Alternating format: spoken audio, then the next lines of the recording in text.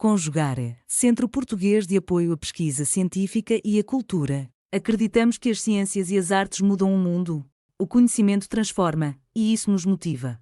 17ª Jornada Virtual Internacional em Pesquisa Científica, com o tema Educação, Cidadania e Práticas Educativas, realização dias 18, 19 e 20 de agosto de 2026.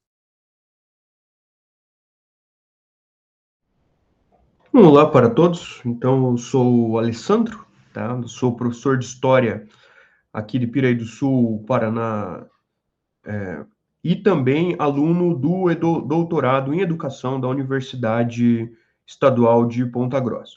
Também sobre a orientação da professora Patrícia Correia, tá? Que é professora do programa de pós-graduação da UEPG também.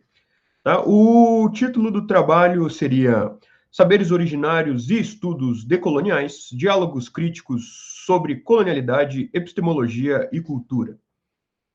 Tá? Então, eu coloco rapidamente o objetivo, né, que seria analisar possíveis diálogos entre os saberes originários e os estudos decoloniais. E a metodologia para esse trabalho foi a pesquisa bibliográfica. Tá? Então, começo aqui com a introdução. Tá? Basicamente, a gente tem dois conceitos importantes. O primeiro, que seria o colonialismo, né, na definição aí, tanto de Catherine Walsh quanto de Maldonado Torres. Tá? A gente tem que colonialismo é a prática política colonial, né, dos países europeus sobre aqueles que foram as suas colônias. Né? Então, esse seria aí a definição mais clara. Tá? E colonialidade já é o resquício disso. Tá? Já seria aí a principal cultura depois que o colonialismo teria acabado. Certo? Então, seria a prática cultural atual, né, que a gente tem em países colonizados, que são resquícios aí de um colonialismo que tecnicamente acabou politicamente há alguns anos. Tá? Em contraposição à colonialidade, surgem então os estudos decoloniais, que são estudos, tá, que valorizam tanto a cultura dos países colonizados, quanto buscam o fim da colonialidade. O principal grupo aí dos estudos decoloniais, a gente tem o giro decolonial, tá? Principalmente aí na figura de Walter Mignolo, Henrique Dussel e Aníbal Quijano, tá? Os principais intelectuais dessa epistemologia. A gente tem muitos outros, mas esses aí os principais que a gente pode colocar aqui, tá? Uma das questões importantes são intelectuais acadêmicos, tá? Tratam-se aí de pesquisadores ligados às universidades, grandes universidades aqui da América Latina, tá? Uma das principais colocações desse grupo que temos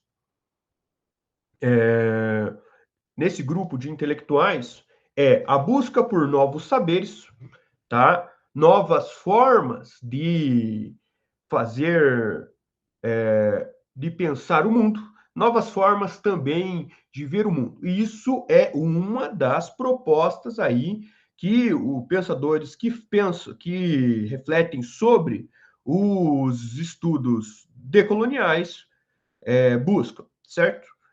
Agora vem a contribuição do trabalho de uma mescla, tá, desses estudos decoloniais com o que a gente chamou de saber ancestral.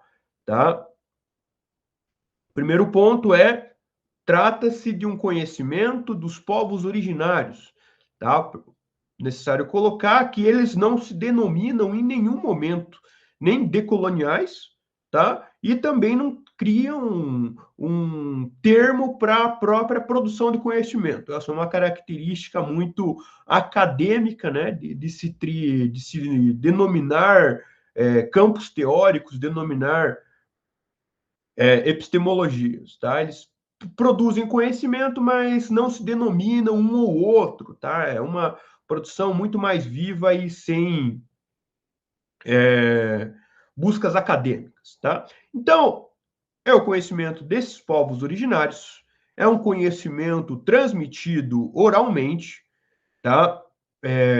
E também feito de geração para geração. Tá? A gente tem aí principais autores que usamos para o trabalho, mas temos outros também, assim como na questão do giro decolonial. Né? Então, pensamos a obra aí de Ailton Krenak, Davi Copenau e Antônio Bispo dos Santos. Né? Esses dois aqui sendo de origem indígena e o Antônio Bispo sendo de origem quilombola. Tá? A gente tem aí uma característica dessas obras, tá? Que são obras simples, diretas, fáceis de ler, tá? Sem muita citação de referências externas, sem muito diálogo bibliográfico, tá? E são criadas a partir da própria experiência, tá? Da própria experiência de seus povos ao longo de muitas gerações e também da cosmovisão, né? Da forma que eles veem o mundo. E, claro, uma metodologia própria de produção de conhecimento. Lembrando que metodologia própria de produção de conhecimento não é o mesmo que não haver metodologia para a produção de conhecimento. Tá? Aí indo para as partes da contribuição que a gente tirou aí da produção desses autores, né? Que é basicamente como esses autores, como a obra desses autores pode aí, de certa forma, contribuir ou dialoga com os estudos decoloniais, tá?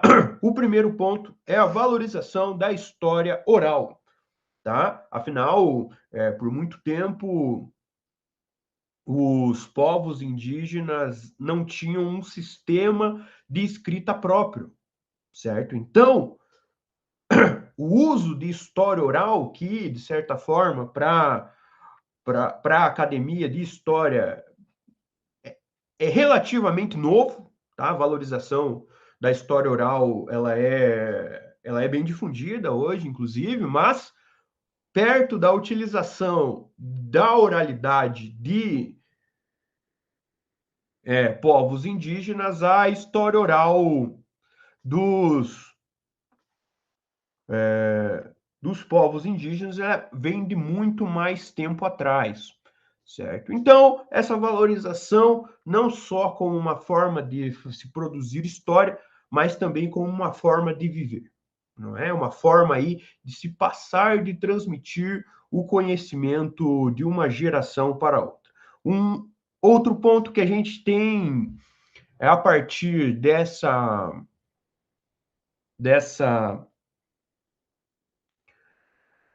saber ancestral é a valorização no compartilhamento. O que é o compartilhamento? É o contrário de se acumular, né? É basicamente tudo que tem a possibilidade de se compartilhar com o outro, com outras pessoas, pensando no outro, é algo a se fazer, certo? Então, é uma vida pensada para compartilhar com o próximo, para compartilhar com o outro, ao contrário de só se acumular e assim vai, certo? Uma outra, um outro saber, um outro conceito importante é o bem viver, tá? O bem viver aí, que ele tem uma origem nos povos que vivem ali a região dos Andes, tá? Que é basicamente uma vida boa para todos, tá? Não uma busca de vida boa para si, é uma busca de vida boa para toda a comunidade, tá? Então, não é um viver bem esbanjando, é uma vida boa para todos, contanto que seja todos. Tá? Mas, mais do que isso, além da comunidade, temos também a inclusão nesse ponto da natureza. Tá? Então, temos de certa forma, uma vida boa que faça sentido para todos, mas também tem que valorizar também a natureza em si.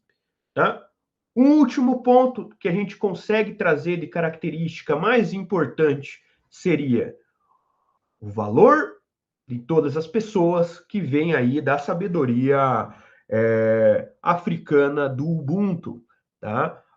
Valor, se enxergar valor em todos, tá? Sem pensar que um é melhor que o outro, é pensar o outro, é perdoar o outro, conviver com o outro, pensar o melhor para o outro.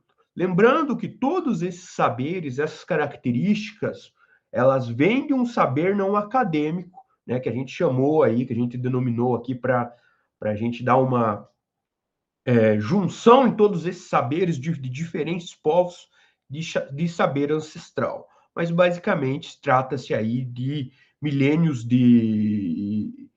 ou séculos também de saber que vem passado de geração em geração por povos que foram colonizados por povos que tiveram sua sabedoria negada por muito tempo. Tá? Aí, só para concluir, considerações finais, a gente tem que o saber ancestral e os estudos decoloniais, eles compartilham o mesmo objetivo, tá? Que é uma vida melhor para todos dos países colonizados, tá? Uma vida melhor para todos, uma vida que valorize todos, tá? Por mais que a produção, a forma de se produzir esse determinado conhecimento ou a forma de se produzir essa, essa questão acadêmica, ela é diferente, mas o objetivo, né, como a vida melhor para todos e também resistir às características da colonialidade que ainda permeiam, tá? Então, aí uma última consideração final né, para uma contribuição dos estudos decoloniais, para termos novos conhecimentos, né, também é preciso buscar esses conhecimentos de lugares não tão acadêmicos, de lugares mais distantes, tá, da lógica acadêmica de produção de conhecimento. Tudo bem? Muito obrigado. Realização, Conjugare, Centro Português de Apoio à Pesquisa Científica e à Cultura. Apoio, Editora Cravo. Inscreva-se no canal, comente, curta e compartilhe. Obrigado por assistir.